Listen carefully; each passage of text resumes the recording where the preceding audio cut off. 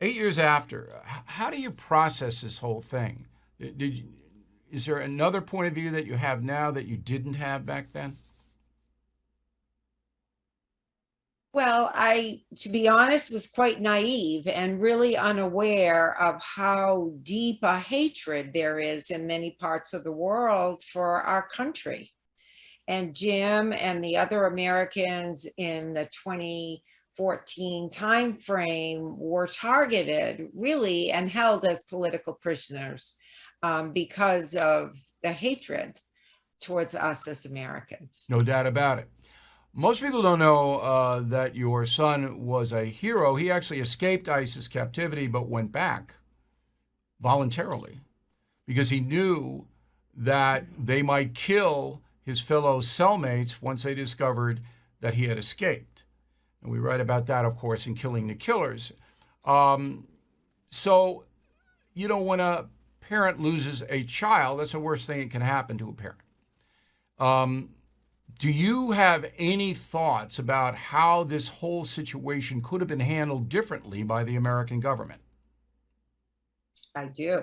I do. I really feel as an American that we can do much better, that we should prioritize the return of any innocent American that is taken hostage or wrongfully detained. But As a matter of fact, to be fair, I mean, I don't think President Obama was not prioritizing this. He just didn't know what to do. And because America has a law, we don't pay terrorists ransom.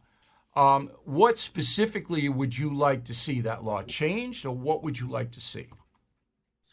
well, I think as a nation, we need to negotiate with captors. We need to be willing to engage with bad guys, if you will, if we care about the lives of our citizens. I mean, we have to be willing to engage. The Obama administration was not willing to engage.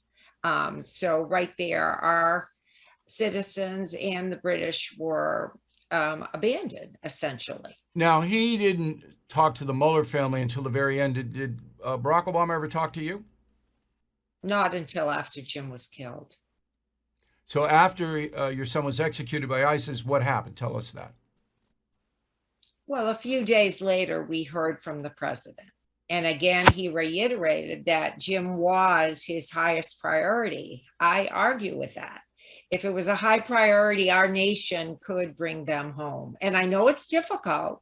I'm not saying it isn't easy, but we have to be willing to have the courage to engage with our foes, if you will, and to be shrewd enough to find ways to protect our citizens.